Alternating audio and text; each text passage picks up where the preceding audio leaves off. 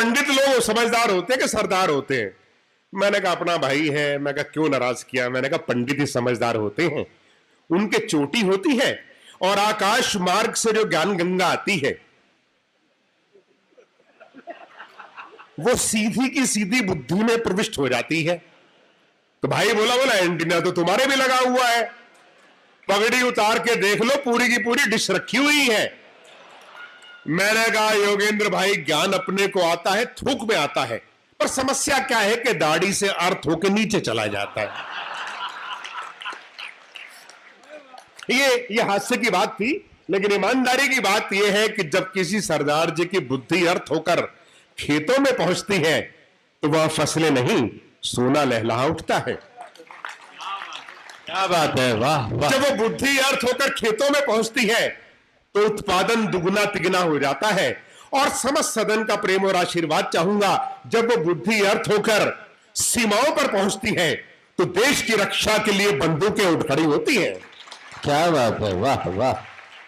भाई कह रहा था 12 बजे इनको बुलाना था, कार्यक्रम तब तक चलेगा नहीं। बड़े दुखी स्वर में मेरे को बुलाया। 12 का इतिहास नहीं जानते तुम? जी। भगवान राम का जन्म कब हुआ? दिन के 12 बजे। कृष्ण जी का कब हुआ? रात के 12 बजे। राम हुए त्रेता में, कृष्ण हुए द्वापर में। अब ये कलयुग चल रहा है, किसी और देवता ने अवतार लेना था, भाई हमने ले लिया।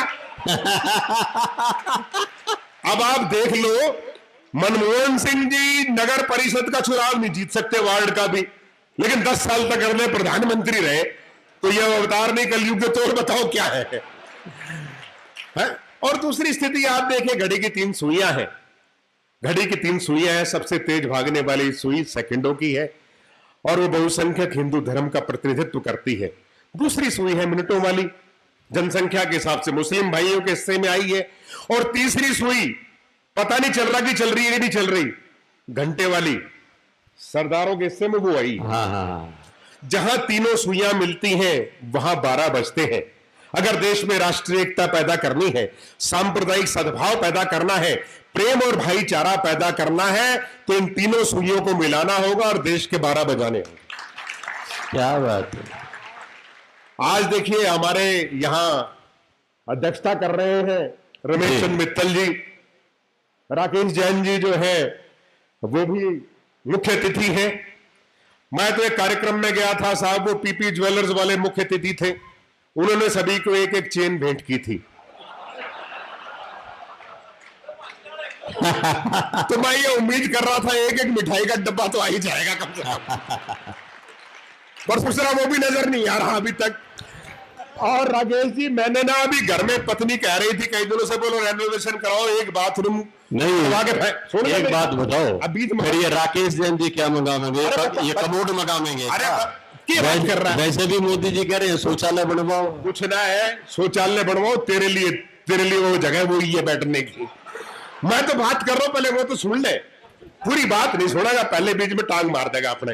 यही तो है बहन किसी के घर में ले आओ ना, उसका नुकसान यही रहता है, अगला जब चाहे बोलना शुरू कर देता है, जब चाहे बोलना शुरू कर देता है और आपको चुप रहना पड़ जाता है। ये समस्या राकेश जी की मैं बता रहा हूं, वास्तविक स्थिति। मेरे घर में वो क्या है, एक बाथरूम था, पत्नी बोली इसको रेनोवेट कराओ, इसको ठीक कराओ, ऊपर तक टाइलें मैले लगवाओ, उसको खुड़वाया तो नीचे वो गले हुए पाइप निकले। 18 साल हो गए फरीदाबाद मकान में बने हुए, उसको पूरे को रेनोवेट करा दिया। अब वो कह रही थी दूसरे वाले को रेनोवेट करा लो, तो मेरे को एक काम आ जाएंगे उस काम में भी। कोई बात फिटिंग का मामला मैं भी फोन करके पूछ लेता हूं, तू चिंता मत कर, यो काम तो हो गया। लेकिन बहुत आप लोग बैठे हैं बड़े आनंद से, बहुत अच्छा सुन रहे हैं, और ये तो हंसी मजाक की बात है। बाथरूम की बात कर रहा था तो मेरे को याद आ गई साहब, वो पानी की कमी की कविता सुना रहे थे बत्रा जी, पानी की कमी की बात बता रहे थे। आजकल क्या मोबाइल लोग लिए फिरते हैं हर जगह, टेबल पे देखो आप, बाथरूम होगा, बाथरूम तक ले जाते हैं मोबाइल। मोबाइल जो है बाथरूम तक ले जाते हैं। एक आदमी मोबाइल में लेके गया बाथरूम में, निपटा, इतनी देर में एक एसएमएस आ गया, पानी अमूल्य है, इसे व्यर्थ ना बहाएं। अगले ने पढ़ा तो बोला पानी ना बहाए तो बाहर कैसे आए? तो बड़ी विकट स्थितियां साहब। इन्होंने बार बार कहा ताली बजाइए, ताली बजाइए, किसी ने ये नहीं बताया कि ताली बजाएं कैसे। ना कोई जरूरत ना बजाने की, कोई परेशानी थोड़ी है। हाँ और क्या, हमने तो ये सुना भी जो इस जन्म में ताली नहीं बजाते अगले जन्म में उन्हें घर घर जाके बजानी पड़ती है। अपना जन्म सवार ना बजा लो, मेरे के दिक्कत आ रही है। मैं तो पता कि आप अच्छी तरह सुन रहे हैं, मैं सुना रहा हूं, आप बढ़िया आनंद से सुन रहे हैं, मस्ती सुन रहे हैं, कोई दिक्कत नहीं है। मैं फार्मूला बताना चाहता हूं कि आपको कि कैसे ताली बजाएं। फार्मूला महिलाओं के लिए अलग है, पुरुषों के लिए अलग है। महिलाओं के लिए फार्मूला यह है कि अपना बायां हाथ उठाएं और उसमें तस्वीर देखें अपने पति की और उसके बाद दाहिने हाथ को बस उसके पास ले आए, वो अपने आप ही चढ़ाचढ़ पड़ना शुरू हो जाएगा। ये फार्मूला महिलाओं के लिए है। पुरुषों के लिए फार्मूला अलग है। वो अपना दाहिना हाथ उठाए और पत्नी की तस्वीर बिल्कुल ना देखें, वरना जो 2 रोटियां मिलती है वो भी बंद हो जाएंगी। लेकिन तस्वीर जरूर देखें। तस्वीर किसकी देखें? तस्वीर देखें उस बिचौलिए की जिसने आपका रिश्ता करवाया था। अब जरा अपने अपने हिस्से के फिर ताली बजा दीजिए। भाई जरा इसकी आवाज थोड़ी कम कर ले, विस्लिंग करता बीच बीच में। हाँ, और इको 0 कर दे इसकी, ठीक है? हाँ जी, मैं आपको एक रचना से जोड़ता हूं। आप बड़ा बढ़िया सुन रहे हैं, लेकिन मैं आपको एक रचना से जोड़ता हूं। कविताएं मैं आपको, मेरे पास बहुत कुछ है, हर तरह की चीजें हैं। पहले मैं आपको, आप एक सपाट स्वर में चीजें सुन रहे हैं, मैं आपको एक ऐसी रचना सुनाता हूं जिसमें गायन भी देखने को मिलेगा। सब मेरी फोटो खींच रहे हैं, मैं अनुग्रहित हूं। धन्यवाद धन्यवाद।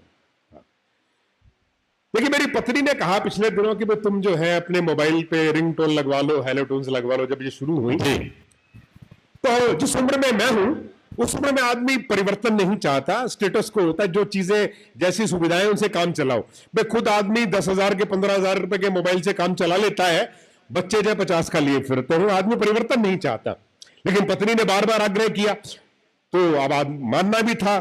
अच्छा, एक बात और मैं बताना चाहता हूं कि मैं और ये योगेंद्र मुदगिल जिस पीढ़ी में है, बड़ी दुर्भाग्यशाली पीढ़ी है ये। डॉक्टर साहब, इसलिए दुर्भाग्यशाली पीढ़ी है ये कि अभी पिछले 2-3 साल पहले एक गाना आया था, शीला की जवानी, माई नेम इज शीला। मतलब 2-3 साल पहले शीला जवान हुई, और सत्यवीर जी जो है बैठे हुए हैं, गुप्ता जी, इनके जमाने में रेशमा जवान हुई थी। एक गाना आया था, रेशमा जवान हो गई। अब हमारी स्थिति क्या है? हमारी दिक्कत यह है, दुर्भाग्यशाली इसलिए कि जब रेशमा जवान हुई तब हम बच्चे हुआ करते थे। जब शीला जवान होगी तो हमारे बच्चे जवान हो गए। ना हमारा नंबर तब लगा, ना हमारा नंबर अब लगा। इसलिए हम दुर्भाग्यशाली पीढ़ी का प्रतिनिधित्व करते हैं। पत्नी ने कहा रिंगटोन लगा लो, हेलोटोन लगा लो। मैंने कहा ठीक है। मैंने फोन किया अशोक बत्रा जी को, मैंने कहा अशोक जी रिंगटोन क्या होती है? ये बोले ऐसा है, जब आपके मोबाइल पे कोई फोन करता है तो आपको घंटी के बजाय गीत सुनाई पड़ते हैं, रिंगटोन कहलाती है। मैंने और पता किया तो पता लगा कि एक दुल्हन की विदाई चल रही थी, दूल्हे के मोबाइल से रिंगटोन बजी, दिल में छुपा के प्यार का तूफान ले चले, हम आज अपनी मौत का सामान ले चले। विदाई बाद में हुई, पिटाई पहले। ससुराल वालों ने बड़ा जम के पीटा। मुझे लगा खतरा है, और सर्वे करो। मैंने और पता किया, एक शव यात्रा जा रही थी, एक कांधिये का मोबाइल बजा, अकेले अकेले कहां जा रहे हो, हमें साथ ले लो जहां जा रहे हो। और मैंने कहा वाह।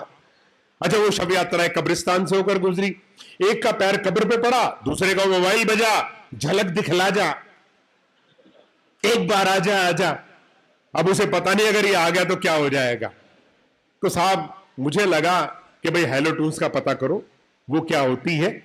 हेलो टून्स का पता किया तो मुझे बताया गया कि भाई ये योगेंद्र मुदगिल को फोन किया। मैंने कहा भाई हेलो टून्स क्या होती है? बोला ऐसा है, जब आपके मोबाइल पे कोई फोन करता है तो उसे घंटी के बजाय गीत सुनाई पड़ते हैं, ये हेलो टून्स कहलाती है। लेकिन ध्यान रहे, इसमें 30 रुपए महीना देना पड़ता है। अरे मैंने कहा वाह, मगर सरदारों को बेवकूफ समझ लिया। भाई गाना अगला सुने, पैसे मैं भरूं।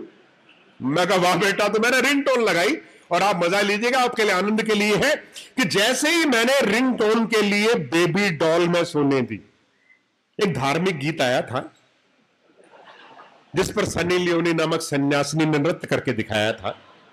हाँ, वही कि जैसे ही मैंने बेबी डॉल में सोने दी वाले गीत को छोड़कर रिंगटोन के लिए गायत्री मंत्र को चुना, पत्नी ने पोंगा पंडित कहते हुए अपना सर धुना। नाराज हो गई, उसे खुश कर रहा था तो मैंने हेलो टून्स लगा दी। अब उसे फायदा क्या हुआ कि जब भी मेरा मोबाइल बजता रिंगटोन में मुझे गायत्री मंत्र सुनाता, लेकिन फोन करने वाले को 4 बोतल वोदका का आनंद आता। तो पत्नी खुश हो गई। अब पत्नी को खुश करने के चक्कर में मैं गीत बदलने लगा 8 घंटे। बस यहीं से पैदा हो गए नए नए टंटे। मैंने गीत लगाया कि मैं रंग शरबतों का, तू मीठे घाट का पानी। आज कोई कवित्री नहीं है, तो मैंने कहा मैं ही आपको एक गीत सुना दूं चीजों के, तो आपका मन जो लगा रहे कि मैं रंग शरबतों का, तू मीठे घाट का पानी। मुझे खुद में घोल ले तो मेरे यार बात बन जानी। मैं रंग शरबतों का, तू मीठे घाट का पानी। पत्नी नाराज थी। उसने गीत को कैसे बदला? वो बोली कि मैं जूस हूं लीची का, तू हैंड पंप का पानी। ताली वाली बजा दीजिए जुड़ के ऐसे। हाँ, मस्ती से आनंद से सुने कि मैं जूस हूं लीची का, तू हैंड पंप का पानी। जो मिला दिए दोनों फीकी लस्सी बन जानी। घाट का पानी। और साथ फिर मैंने गीत लगाया, मैंने गीत बदला कि मैंने तेरे लिए ही 7 रंग के सपने चुने। मैंने तेरे लिए ही 7 रंग के सपने चुने। पत्नी बोली कल मुही कौन है वो बता दो हम भी सुने। मैंने फिर गीत बदला कि अगर तुम मिल जाओ जमाना छोड़ देंगे हम। अगर तुम मिल जाओ जमाना छोड़ देंगे हम। वो बोली पता तुम लिखवा दो, दांत सब तोड़ देंगे हम। पता तुम लिखवा दो, दांत सब तोड़ देंगे हम। मैंने फिर गीत बदला 100 बार जन्म लेंगे, 100 बार फना होंगे। ऐ जाने वफा फिर भी हम तुम न जुदा होंगे। 100 बार जन्म लेंगे। पत्नी बोली ये गीत धर्म विरोधी है, इसे तुरंत हटाइए। ये गीत धर्म विरोधी है, इसे तुरंत हटाइए। 7 जन्म तक की तो ठीक है, बाकी 93 जन्म किन कलमुइयों के साथ गुजारने का प्रोग्राम बना रखा है, जरा डिटेल में बताइए। तो मैंने फिर गीत बदला कि हमें तुमसे प्यार कितना ये हम नहीं जानते, मगर जी नहीं सकते तुम्हारे बिना। पत्नी ने गीत के बदले में गीत लगाया, और आपको लगे कि वो आपके मन की बात है तो आप भी ताल दीजिएगा साथ में। पत्नी ने गीत के बदले में गीत लगाया सजन रे झूठ मत बोलो, खुदा के पास जाना है। क्या बात है। हाथी है न घोड़ा है, वहां पैदल ही जाना है। सजन रे झूठ मत बोलो। तो थक हार कर मैंने नारी स्वर में गीत लगाया कि मन 7 समंदर डोल गया, जो तू आंखों से बोल गया। ले तेरी हो गई यार सजना वे सजना, कि ले तेरी हो गई यार सजना वे सजना। पत्नी बोली ये चालबाजियां छोड़कर गायत्री मंत्र ही लगा लो, अब उसी को जपना। तो मित्रों आजकल पत्नी प्रसन्न है, आजकल पत्नी प्रसन्न है, नहीं करती कोई किस्सा, क्योंकि मैंने रिंगटोन में लगा रखा है गायत्री मंत्र और हेलो टून्स में लगा लिया है हनुमान चालीसा। हेलो टून्स में लगा लिया है हनुमान चालीसा। क्या बात है। धन्यवाद बहुत बहुत। मेरा एक अनुरोध है, दरअसल क्या है अंदर एसी तो है नहीं, पंखे चल रहे हैं, लोग पूरी मात्रा में हो गए, दरवाजे खोल दीजिए। एसी चल रहे हैं तो पता नहीं लग रहा कहां चल रहे हैं। वो लाल वाल तो दिख रहा है मामला, पता लगने का टाइम ही कहां हुआ है। अरे वो तो बहुत पहले तेरे को पता लग गया, अभी नहीं लगा के सीधा जो है। मैं चलिए आपको एक रचनाओं से, मोदी जी की बात कर रहे थे साहब बार बार, मोदी जी की है? कुछ नहीं, कोई बात नहीं। मैं सबसे पहले तो आभार व्यक्त करता हूं श्रीमती गुप्ता का कि वो व्हील चेयर के में होने के बावजूद वो हमारा कवि सम्मेलन सुन के लिए आई है, मैं उनको प्रणाम करता हूं। और वैसे समाल खां वालों की तो जो पूरा जैसे डीएनए में कविता है, मैं वो कहता हूं साहब। अभी मुझे पता लगा तो मैं वहां बेकर्सफील्ड में अमेरिका में 2 बार गया हूं विनोद कुमार गुप्ता जी के यहाँ, और सारा का सारा कार्यक्रम वही स्पॉन्सर करते हैं। किसी और की मदद नहीं लेते हैं। उसके बाद भी बेकर्सफील्ड में वो कार्यक्रम करते हैं, तो मुझे उनसे पता लगा वो समाल खा गए हैं, और आज सत्यवीर जी से पता लगा कि उनके गांव चुकलाना के हैं। तो मुझे बहुत खुशी हुई आके यहाँ, क्योंकि आपकी जो खुशबू है वो पूरे विश्व के अंदर फैली हुई है, और आप आई हैं, मैं आपको प्रणाम करता हूं। मोदी जी की बात कर रहा हूं साहब। मोदी जी ने क्या हुआ कि 8 नवंबर को 8 बजे रात्रि के घोषणा की कि चुलकाना गांव है, चुलकाना, सुल्ताना गांव है, चुलकाना, चुलकाना। मैंने चुलकाना ही कहा था, कुछ भूल चुको तो लेनी देनी क्या दिक्कत आ रही है? भाई मात्रा तो पूरी थी, चुकलाना कहा, चुलकाना कहा, 4 शब्द तो वही के वही थे ना। हाँ, तो बस और क्या दिक्कत है? कोई बात नहीं। हाँ, इसमें क्या परेशानी है यार? तुमने मेरे को पहले भी बाबा राम रहीम रहीम कह के मेरे को डिमोरलाइज कर रखा है और राम रहीम कह लो, चलो कोई हनीप्रीत के अरेंजमेंट करके दो ना मेरे को। अरे थारे ही तो चक्कर में हनीप्रीत बुलाई नहीं, आज कुछ नहीं बुला रखी, ये दिखा रखा है बार बार, एक विपसना है, एक हनीप्रीत है, भाई एक को ले जाओ। ये तो खड़े कर रखे, एक काम आ रहा है बताओगे भाई? भाई साहब ये बताओगे ये क्या काम आ रहा है? मुस्लिम धर्म से संबंध रखते हो तो 4 रखो माइक, हिंदू धर्म वाले एक से काम चलता है, ले जाए इसको उठा के भाई।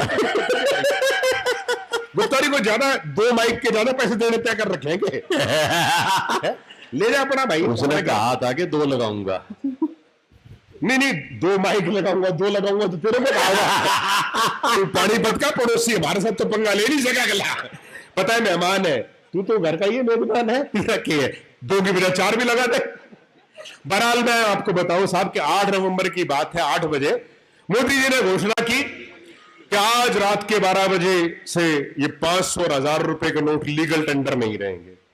तो कई लोगों को उम्मीद पड़ी है भाई, हमारे योगेंद्र मुदगिल जैसों को, इनको आशा जगेगी शायद मोदी जी किसी दिन ये घोषणा कर दें कि रात 12 बजे के बाद से पति पत्नी कानूनी पति पत्नी नहीं रहेंगे। बड़ी उम्मीद बंधी, लेकिन बुजुर्गों ने बताया बावले चक्कर में मत फंस। बोले जी कैसे? बोले एक बात देखो, मोदी जी ने 1000 का नोट बंद कर दिया, बदले में 2000 का पकड़ा दिया। अब मान ले तो अपनी 40 साल वाली पत्नी जमा करवाने जाए, अगला 80 की पकड़ा दे। तो ये समझ में आ गई भाई के, उसके बाद प्रश्न नहीं उठाया। उन दिनों की बात है, सर्दियां आ गई थी, लोग लाइन में लगे हुए थे, एटीएम की लाइन में भीड़ लगे, पैसे फिर नहीं मिलते थे। एक आदमी ने सोचा भी आज तो पैसे लेके ही मानूंगा, सवेरे 4 बजे लाइन में लग गया। अब जब थोड़ी सी अंधेरा छटा, रोशनी सी हुई, तो पता लगा कि तो सुलभ शौचालय की लाइन में लगा हुआ है। अरे मेरे साथ तो और बुरा हुआ, मेरे साथ तो और बुरा हुआ। उन दिनों में आता था कि साहब 2000 का नोट गुलाबी रंग का है, देखा किसी ने नहीं।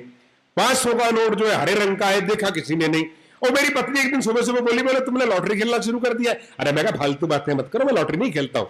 बोले ना तुमने लॉटरी खेलना शुरू कर दिया? अरे मैंने कहा भगवान समझा तो दिया, मैं लॉटरी नहीं खेलता हूँ। बोले नहीं तुमने लॉटरी खेलना शुरू कर दिया है। अरे मैं कहा फिर वही बात? बोले वही बात क्या? मैंने आज तुम्हारी जेब से 2 गुलाबी रंग की लॉटरी की टिकटें फाड़ के फेंकी है। अगली के बाद में समझ आया कि 2000 के नोट फाड़ के फेंक दिए। तो स्थितियां ऐसी थी। अच्छा मोदी जी एक बात कहते हैं कि साहब अभी हिंदी दिवस आया पिछले दिनों, और मुझे बड़ी प्रसन्नता हुई इस बात से। भाई मेरे को अरुण जैमिनी जी ने बताया कि आपके यहाँ के एक श्रोता है शेर सिंह जी, उनका ये कहना था कि मैं हिंदी की कविता पढ़ूं, लेकिन जब आदमी नहीं है फरमाइश करने वाला तो काहे की सुना नहीं, जब अगला ही नहीं है। लेकिन मैं ये प्रसन्न हूं इस बात से कि मेरी एक कविता जो है, विशेष कविता कहीं पहुंची जिस व्यक्ति से मैं नहीं मिला।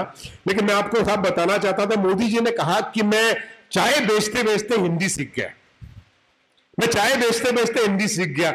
इसमें क्या खास बात है? आधा पंजाब दारू पी पी के अंग्रेजी सीख गया। बढ़िया है, बढ़िया, क्या बात है। इससे क्या पूरा देश भी सीख गया वैसे। क्या खास बात है? अच्छा वो मेरे मित्र आए सुशील अग्रवाल मेरे साथ फरीदाबाद से, वो बता रहे थे कि उन दिनों में जो है जब ये मोदी जी जीते तो नमो टी स्टॉल करके उन्होंने लगाए और खूब फ्री में चाय पिलाई भारतीय जनता पार्टी वालों ने। आओ चाय पियो, मोदी जी कभी चाय बेचा करते थे, आज चाय पियो, प्रधानमंत्री बन गए। एक शराबी पड़ा हुआ था परली तरफ, वो बोला अगर ये मोदी जी 7-8 दिन किसी शराब के ठेके पे भी काम कर लेते तो इनका क्या बिगड़ जाना था? भाई हर आदमी अपने अपने फायदे की सोचता है, हर आदमी अपने अपने हिसाब से सोचता है। वो मंगल ग्रह पे जो है यान पहुंचा, पता लगा कि साहब के मंगल ग्रह में बर्फ भी है और पानी भी है, वहां पानी भी मिल गया, बर्फ भी मिल गया। वो एक दारूडिया बोला शराब और जो है नमकीन तो ऐसे लेके जानी पड़ेगी। तो हर आदमी अपने अपने हिसाब से सोचता है।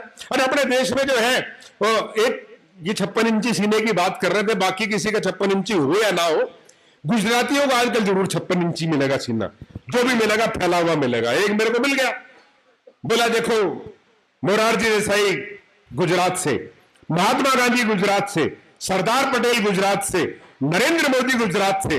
मैं बोला ये आशाराम बापू कौन सा जो संभाल खाका है, ये भी तो तुम्हारे गुजरात का ही है। तो चीजें साहब ऐसी ऐसी मिलती हैं। और थोड़ी पिछले दिनों से तबीयत गड़बड़ाई हुई थी, इस वजह से जरा खांसी का प्रकोप है। तो वो दो प्रधानमंत्री हो रहे अपने देश में साहब, एक तो नरेंद्र मोदी साहब है, एक दिल्ली के प्रधानमंत्री हैं केजरीवाल साहब, वो भी अपने आप को प्रधानमंत्री से कम नहीं समझते। अच्छा, उनके बारे में तो मुझे भाई हमारे अरुण ने बताया कि जब वो साक्षी मलिक और पीवी सिंधु जीत के लाई मेडल ओलंपिक से, तो अगले ने कहा कि मैं भी जो है वो लड़की बनना चाहता था, देश के लिए कुछ करना चाहता था, बेटी बनना चाहता था, पर ये मोदी ने बनने नहीं दिया। अच्छा, वो अगले का इलाज उत्तर प्रदेश की बात कर रहे हैं, यूपी वालों ने अच्छा इलाज किया। ये कहीं गए वहां बनारस के अंदर जब चुनाव थे लोकसभा के, तो वहां गए, खांसी की बीमारी इनको है ही, अब वो खांसी की दवा लेने चले गए डॉक्टर के पास। डॉक्टर ने दवा लिख दी, कंपाउंडर ने दे दी, कंपाउंडर ने दे दी। तो जब वो चले गए तो कंपाउंडर आया डॉक्टर के पास, बोला डॉक्टर साहब आपने क्या दवा दे दी इसको? बोले तू मरीज को जानता है? बोलो नहीं। बोले ये मरीज इसी दवा के लायक था। बोले जी आपने खांसी की दवा लिखनी थी, दस्तों की दवा लिख दी। बोलो सोच के लिखी है, अब खांसने से पहले 100 बार सोचेगा कि खांसू के ना खांसू। तो ये प्रधानमंत्री एक सपनों के प्रधानमंत्री है अपने राहुल गांधी। उनके बारे में लोग कुछ कहें, कोई पप्पू कहता है, कोई कुछ कहता है, लेकिन मैं एक बात जानता हूं और दावे के साथ ये कह सकता हूं कि इस देश में से भ्रष्टाचार कोई खत्म कर सकता है तो राहुल गांधी के अलावा कोई और खत्म नहीं कर सकता। क्योंकि जो आदमी 135 साल पुरानी कांग्रेस को खत्म कर सकता है तो भ्रष्टाचार क्या चीज है। बहरहाल मैं एक रचना आपको सुनाता हूं, आप देखिए कि व्यंग की बात की कि ग्राहक ने 500 का नोट दुकानदार की ओर बढ़ाया। ग्राहक ने 500 का नोट दुकानदार की ओर बढ़ाया, दुकानदार ने जांचा परखा और नकली कह के वापस लौटाया। तो ग्राहक बोला ये नोट मुझे मंत्री जी के पीए ने दिया है, ये नोट मुझे मंत्री जी के पीए ने दिया है, असली है, बिल्कुल धांसू है। दुकानदार बोला आरबीआई और धागा तो ठीक है, कि आरबीआई और धागा तो ठीक है, लेकिन इस नोट में गांधी जी की आंखों में आंसू है, लेकिन इस नोट में गांधी जी की आंखों में आंसू है। तो ग्राहक बोला तुम ठीक कहते हो, तुम ठीक कह रहे हो, प्रजातंत्र के आकाश में काले बादल घिर रहे हैं, कि तुम ठीक कह रहे हो, प्रजातंत्र के आकाश में काले बादल घिर रहे हैं। ये नोट मुझे वोट देने के बदले में मिला है, शायद इसीलिए गांधी जी की आंखों से आंसू गिर रहे हैं, शायद इसीलिए गांधी जी की आंखों से। हाँ। मैं आपको एक रचना विशेष सुनाना चाहता हूं। दरअसल हम हास्य बैंक के लोग हैं, लोग समझते हैं कि हम हंसी की बात करके आगे निकल जाएंगे। हर तरह की रचनाएं होती हैं हमारे पास और गंभीर रचनाएं भी होती हैं। मैं अपने जीवन की सर्वश्रेष्ठ कविता आपको सुनाना चाहता हूं। हाँ। बशीर बद्र साहब कहीं कहते हैं कि रेत भरी है इन आंखों में, आंसू से तुम धो लेना।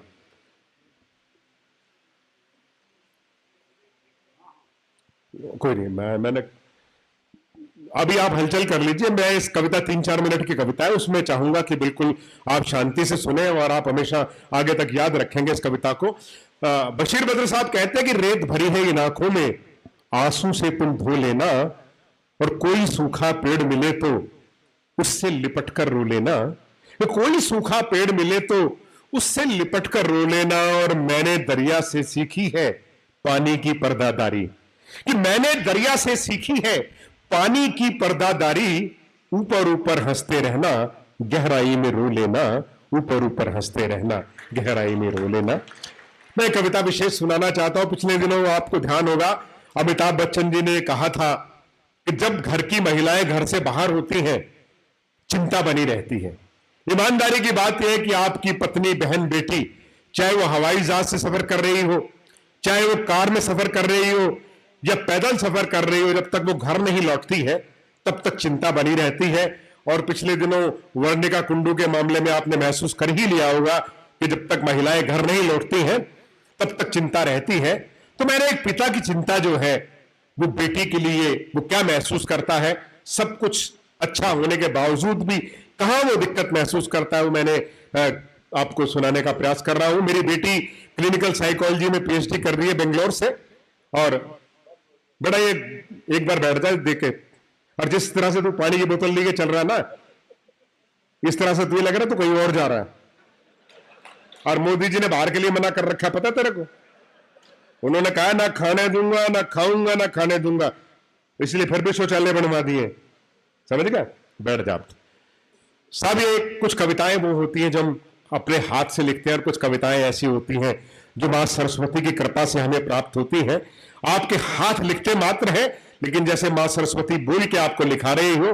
और शायद ऐसी रचनाओं के लिए कहा है किसी ने कि शायर के शेर शेर में उसका जलाल है, शायर के शेर शेर में उसका जलाल है, शायर जो सोचता है ये उसका ख्याल है, और शायर की क्या मजाल कि वो शेर कह सके झोली फकीर की है सब उसका माल है, झोली फकीर की है सब उसका माल है। तो मां शारदे की कृपा से मेरी झोली में जो सबसे सर्वश्रेष्ठ है मैं आपको सुनाता हूं। एक पिता की अपनी बेटी के प्रति चिंता अपने भारतीय माहौल में, कि है जलती आग सीने में, है जलती आग सीने में, नहीं डरता सिकंदर से, कि है जलती आग सीने में, नहीं डरता सिकंदर से, मगर हूं बाप बेटी का, डरा रहता हूं अंदर से, मगर हूं बाप बेटी का, डरा रहता हूं अंदर से। और बंद देखिए, मैंने अपनी बेटी का चित्र बनाया है। आपको लगेगा कि मैंने आपकी बेटी का चित्र बनाया है क्योंकि बेटियां होती ही इतनी अच्छी हैं। चित्र देखिए आप कि वो दिखती हंसनी सी है, वो कोयल जैसा गाती है। वो दिखती हंसनी सी है, वो कोयल जैसा गाती है, उजाला हर तरफ होता वो जब भी मुस्कुराती है, कि उजाला हर तरफ होता वो जब भी मुस्कुराती है, वो चंपा है चमेली है, वो खुशबू रात रानी सी, वो चंपा है चमेली है, वो खुशबू रात रानी सी, है छोटी उम्र पर बातें वो करती है सयानी सी, वो विद्या में विजयी होती, वो विद्या में विजयी होती, भिड़े किस भी धुरंधर से, मगर हूं बाप बेटी का, डरा रहता हूं अंदर से, मगर हूं बाप बेटी का, डरा रहता हूं अंदर से। और है कि हवाएं आजकल घोले, कारण क्या है कि हवाएं आजकल घोले, जहर चहु और चलती है, नशेमन खाक करने को बहुत बिजली मचलती है, नहीं बादल में वो अमृत, कि नहीं बादल में वो अमृत, प्रतीकों के माध्यम से मैंने बात कही है कि नहीं बादल में वो अमृत, बस अब एसिड बरसता है, गली में भौंकते कुत्ते, सड़क पर सांप डसता है। और एक शब्द आएगा कलंदर जिसका अर्थ होता है साधु संत महात्मा, कि गली में भौंकते कुत्ते, सड़क पर सांप डसता है, शहर और गांव के रावण, कि शहर और गांव के रावण है दिखते सब कलंदर से, मगर हूं बाप बेटी का, डरा रहता हूं अंदर से, मगर हूं बाप बेटी का। और अंतिम बंद देखे इस कविता का कि कौन लोग जिम्मेवार हैं इसके, कि समझते खुद को सागर सा जो नाले हैं ये बरसाती, ये समझते खुद को सागर सा जो नाले हैं ये बरसाती, इन्हीं में गंदगी करते दरोगा और नेताजी, पुलिस और राजनीति का जो गठबंधन है, गठजोड़ है, वो आम आदमी को इस देश में न्याय नहीं लेने देता। ये समझते खुद को सागर सा जो नाले हैं ये बरसाती, इन्हीं में गंदगी करते दरोगा और नेताजी, जो रक्षक हैं गौरैया के जलाकर आग बैठे हैं, जो रक्षक हैं गौरैया के जलाकर आग बैठे हैं, सभी धर्मों के ठेकेदार फतवे दे के ऐठे हैं। और बया कितने बनाए घोंसले, कि बया कितने बनाए घोंसले, भय लगता बंदर से, मगर हूं बाप बेटी का, डरा रहता हूं अंदर से। है जलती आग सीने में, नहीं डरता सिकंदर से, मगर हूं बाप बेटी का, डरा रहता हूं अंदर से। बहुत बहुत धन्यवाद, बहुत बहुत